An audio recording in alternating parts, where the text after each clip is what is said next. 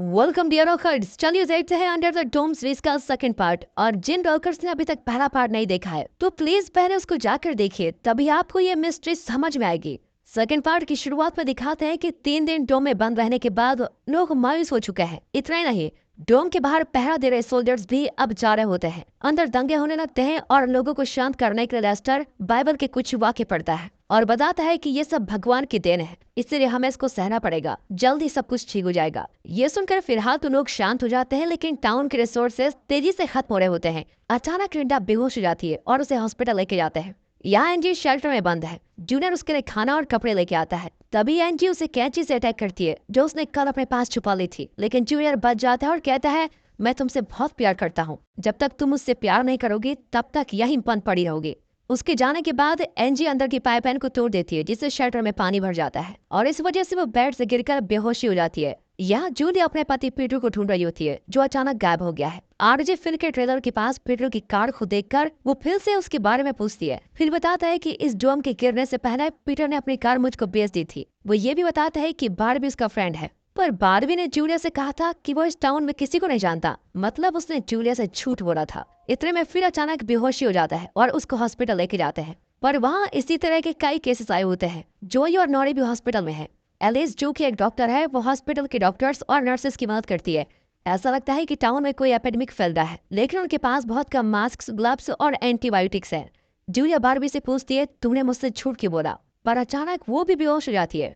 Alice को लगता है कि सबको मेनिंजाइटिस हो रहा है, लेकिन हॉस्पिटल में स्पाइनल टैप किट्स बिल्कुल भी नहीं है जिसकी मदद से इस बीमारी को कंफर्म किया जा सके। फिर जिम जूनियर को एक गन देकर कहता है कि तुम इस हॉस्पिटल को गार्ड करो ताकि कोई इन्फेक्टेड पेशेंट हॉस्पिटल से बाहर न निकल सके, तभी हम इसे फैलने से रोक सकते हैं। फिर जिम और बारबी हॉस्पिटल के लिए मेडिसिन लेने फार्मासिस्ट के पास जाते हैं। यहाँ वाटर लेवल एंजी की नाक तक पहुंच जाता है और वो जाग जाती है। वो पानी को रोकने की कोशिश करती है, लेकिन सफल नहीं हो पाती। हॉस्पिटल में जूलिया फिल से मिलती है और वो कहता है कि पीटर ने मुझे कैबिन में बुलाया था। डॉक्टर जूलिया को बात करने से रोकते हैं, लेकिन वो जानना चाहती है कि उसका पति पीटर कैबिन में क्या कर रहा था। फिर जूलिया उसको बताता है कि जिस दिन मेरी बारबी के साथ लड़ाई हुई थी उस दिन वो उसी कैबिन में था। अब जूलिया का शक कंफर्म हो जाता है और वो छुपकर हॉस्पिटल के बैकडोर से बाहर चली जाती है और उसी कैबिन की तलाश में निकल पड़ती है। बारबी और जिम देखते हैं कि फार्मेसी एकदम तहस नहस पड़ी हुई है।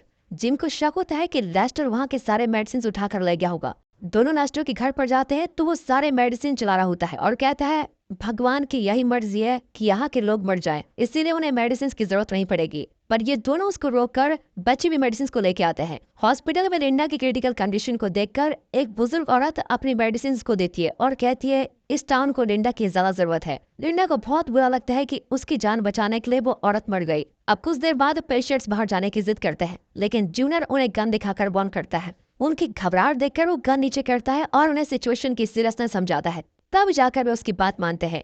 जूलिया केविन को ढूंढ लेती है, पर वहाँ बारबी से रिलेटेड कोई चीज नहीं होती, लेकिन वहाँ पड़े कुछ डॉक्यूमेंट से उसको पता चलता है कि पीटर पर भारी कर्ज था और जल्दी उनका दिवाला निकलने वाला था। जूलिया पीटर के साइड बिजनेस के बारे में कुछ नहीं जानती थी, तभी वो बेहोश हो जाती है। जोई और नॉरी रियलाइज करते हैं कि जब दोनों ने एक दूसरे को छुआ था तो उनको दौरा पड़ा था। अब एक फोन को सेटअप करके एक दूसरे को टच करते हैं। कुछ ही सेकंड्स में उन्हें फिर दौरा पड़ता है और दोनों कहते हैं कि पिंक स्टार्स कतार में है। होश में आने के बाद दोनों फोन पर रिकॉर्ड किया वो वीडियो चेक करते हैं तो वो एकदम चौंक जाते हैं, पर फैसला करते हैं कि फिलहाल किसी को कुछ नहीं बताएंगे। बारबी केविन ने जूलिया को बेहोश पाकर उसे तुरंत हॉस्पिटल लेके जाता है। वहाँ लिंडा जिम को बताती है कि जूनियर ने यहाँ का सिचुएशन अच्छी तरह हैंडल किया है, इसलिए मैं उसको अपना डेप्यूटी अपॉइंट करते हूँ। जब जूलिया को होश आता है तो वो बारबी से पीटर के बारे में पूछती है। बारबी बताता है कि वो एक बैटिंग कंपनी का कलेक्शन एजेंट है। एक बैटिंग में पीटर ने बहुत सारे पैसे गवा दिए थे और उससे पैसे कलेक्ट करने के लिए बारबी को भेजा गया था। अपने पति की बैटिंग की आदत के बारे में जानकर तो जूलिया एकदम शॉक हो जाती है, पर बारबी उसको नहीं बताता कि पीटर से उसकी मीटिंग हुई थी। अब रात को जब जिम घर लौटता है तो लेस्टर उसे प्रोपेन इंपोर्ट के लिए मिले हुए पैसे देने आया होता है। तभी हमें बताया जाता है कि ये लोग प्रोपेन इंपोर्ट करके उसे टाउन के बाहर के जवान लोगों को बेच देते थे। वो लोग प्रोपेन को ड्रग्स की तरह यूज करते हैं और दोनों ने इस इलीगल बिजनेस में बहुत पैसे कमाए। लेकिन इस इमरजेंसी सिचुएशन में लेस्टर पैसे लौटाकर अपने पाप धोना चाहता है। लेस्टर के जाने के बाद जिम को नीचे के शेल्टर से आवाज आती है। वो अंदर जाता है तो वहाँ एंजी को बेड के साथ चेन से बना हुआ देखता है। एंजी उसे खोल देने की भीख मांगती है, लेकिन जिम ऐसा नहीं करता, क्योंकि अगर वो बाहर गई तो जिम के बेटे जूनियर पर किडनैपिंग का इल्जाम लगेगा। अगली सुबह लेस्टर जिम से मिलने आता है और कहता है, मुझे मॉप करके एक शब्द बार बार सुनाई दे रहा है, जिम कहता है कि तुम्हारी हेयरिंग एड में कोई प्रॉब्लम होगी, पर लेस्टर एकदम पागल की तरह कहता है मैं इस डोम का मैसेंजर हूँ। जोई और नॉरी देखते हैं कि डोम के उस तरफ कई तितलियां चिपकी हुई है जो यहाँ की नहीं है। दरअसल इस डोम ने एटमॉस्फेयर का मैग्नेटिक फील्ड चेंज कर दिया है, जिसकी वजह से ये तितलियां इस डोम की ओर अट्रैक्ट हो गई हैं। तभी कई बसेस में लोग डोम के बाहर आकर जमा हो जाते हैं।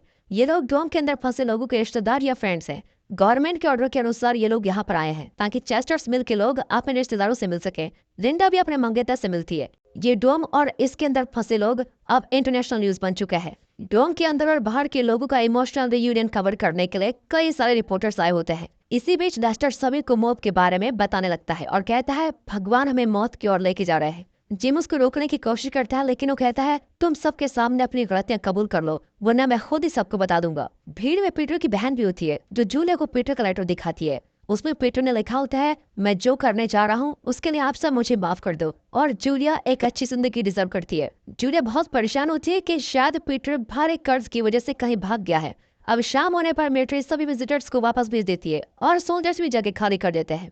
बारबी अपना पुराना बैज दिखाकर एक सोल्जर से पूछता है कि उनका अगला प्लान क्या है, पर सोल्जर भी नहीं जानता कि गवर्नमेंट इस बारे में क्या प्लान कर रही है। उन्हें सिर्फ इस जगह को जल्द से जल्द क्लियर करवाने और यहाँ कभी न लौटने का ऑर्डर मिला है।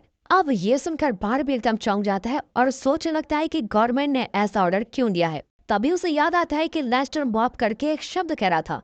अब वो पता लगाता है कि मॉप का मतलब है मदर ऑफ ऑल बॉम्ब्स, यानी गवर्नमेंट ने इस डोम को हटाने के लिए चेस्टर्स मिल्स टाउन को ही बॉम्ब से उड़ा देने का फैसला किया है। और ये खतरनाक फैसला इसलिए लिया गया है क्योंकि डोम ने एटमॉस्फेयर के मैग्नेटिक फील्ड को चेंज कर दिया है, जिसकी वजह से बाहर के सभी जीव जंतुओं पर बुरा असर पड़ रहा है। आज बाहर के विजिटर को डोम के पास इसलिए अलाउ किया गया था ताकि चेस्टर्स मिल के लोग मरने से पहले आखिरी बार अपने रिश्तेदारों और दोस्तों से मिल सके। अब बारबी ये सारी बातें जूलिया, लिंडा और जिम को बताता है और वे बाकी लोगों को अलर्ट करते हैं। सभी को एक अंडरग्राउंड टनल में इकट्ठा किया जाता है। इनके बचने की वही एक उम्मीद है। जिम एंजी को आजाद कर देता है क्योंकि आखिर सभी मरने वाला है। एंजी अपने घर भागती है, लेकिन उसका भाई जॉय वहाँ पर नहीं होता, पर एक कमरे में जूनियर गन लिए उसका इंतजार कर रहा होता है। वो एंजी को बॉम्ब के बारे में बताता है और अपने किए के लिए एंजी से माफी मांगता है। अब ये जानकर कि वे जल्द ही मरने वाले हैं, एंजी बड़े प्यार से जूनियर का सर अपनी गोद में रखती है और बॉम्ब के इम्पैक्ट का इंतजार करने लगती है। यहाँ टनल में एलिस और कैरोलिन को नोरी की बड़ी चिंता होने लगती है क्योंकि उसका कहीं पता नहीं चला है। पर नोरी और जोई बाहर एंजी का इंतजार करते हैं ताकि वे उसे बॉम्ब के बारे में अलर्ट कर सके। पर जोई और भी परेशान है क्योंकि एंजी उस रात से गायब है जब ये टॉम यहाँ गिरा था।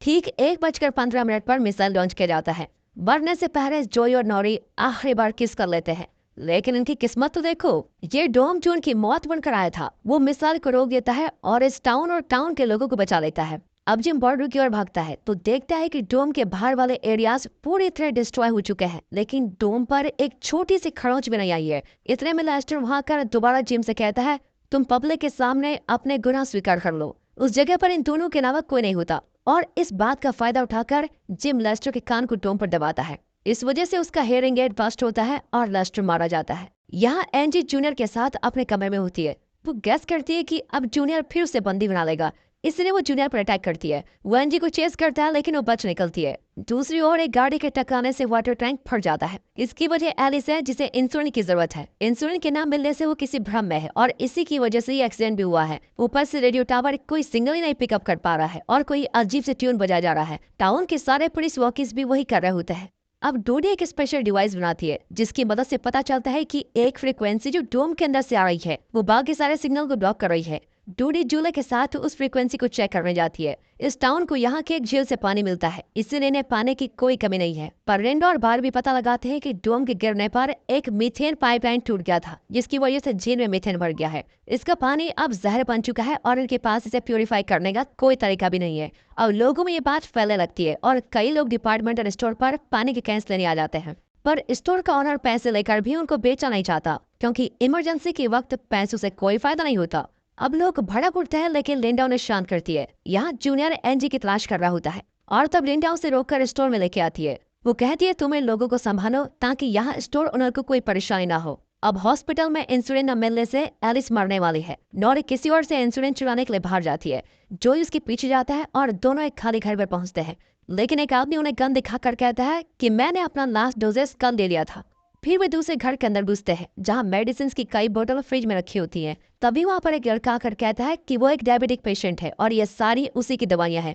डोरी इस बच्चे से मेडिसिन नहीं चुराना चाहती, पर जोई एलिस के लिए एक शीशी उठाई लेता है। अब एंजी रोज के रेस्टोरेंट में पहुंचती है और बताती है कि जूनियर ने उसके साथ क्या क्या क्या था। रोज फिर उसे शांत करने लगती है कि अचानक कुछ गुंडे वहां की सप्लाईज चुराने आ जाते हैं। दोनों उनका सामना करते हैं, लेकिन वे रोज को मार डालते हैं। एलजी अकेले उनसे लड़ने लगती है, लेकिन वे उसको मारकर बेहोश कर देते हैं। दूसरी ओर डिपार्टमेंटल स्टोर में लोग खाना और पानी चुराने लगते हैं और स्टोर के बाहर दंगे होने लगते हैं। पुलिस भी उनको रोक नहीं पाती। अब नोडी और जोई हॉस्पिटल लौट रहे होते हैं कि जूलिया और डोरी उन्हें नोटिस करती है। उनके डिवाइस से पता चलता है कि जो फ्रीक्वेंसी बाकी सिग्नल को ब्लॉक कर रहा है वो इन दोनों के पास से आ रही है। जोई उन्हें बताता है कि इस डोम के आने के बाद ही उन दोनों को दौरे पड़ने लगे हैं। और एक बात साफ है कि नोडी और जोई का डोम से कोई कनेक्शन तो जरूर है, लेकिन वे इस बारे में कुछ नहीं जानते। अब बारहवीं रेस्ट में आकर देखता है कि एक आदमी वहां के सप्लाई चुरा रहा है। बॉस को रोकता है और एंजी को बचा लेता है। बाहर दंगे को रोकने के लिए रेंडा अपनी गन निकालती है, लेकिन तभी बारिश होती है। लोग लड़ना बंद कर देते हैं और खुश होते हैं कि वे मरने नहीं वाले हैं। बारबी एंजी को जिम के हवाले कर देता है और जिम कहता है कि मैं इसे हॉस्पिटल लेके जाऊंगा, लेकिन वो एंजी को अपने घर लेके जाता है। यहाँ जोई और नोरी मिलकर डोम पर हाथ रखते हैं तो कोई फ्रीक्वेंसी ब्लॉक नहीं होती, सारे सिग्नल नॉर्मल हो जाते हैं। अब इन चारों को यकीन हो जाता है कि जोई और नोरी का इस डोम से कोई ना कोई कनेक्शन तो जरूर है। पिछले कुछ दिनों के हादसों के बाद अब जूलिया बारबी को पसंद करने लगी थी, हालांकि उसने जूलिया के पति को मार डाला था। जब एंजी आंखें खोलती है तो जिम से पूछती है, मैं यहाँ कैसे आई? जिम कहता है कि अगर तुम वादा करोगे तुम मेरे बेटे के बारे में कंप्लेन नहीं करोगे तो मैं तुम्हें छोड़ दूंगा। इतना नहीं, जब इस डोम के लोग जंगली जानवरों की तरह बन जाएंगे तभी मैं तुम्हें प्रोटेक्ट करूंगा। एंजी यहाँ कहने वाली होती है कि वहाँ जूनियर आ जाता है और आगे क्या होने वाला है इस सस्पेंस के साथ इस सीरीज का सेकंड पार्ट यहाँ पर खत्म होता है। दोस्तों अगला पार्ट देखना ना भूलना। अगर ये पार्ट आपको अच्छा लगा तो इसको लाइक कीजिए, चैनल को सब्सक्राइब करना बिल्कुल मत भूलिएगा। बाकी मिलते हैं इसके अगले पार्ट में, तब तक के लिए गुड बाय, अपना ख्याल रखिए and finally thanks for watching.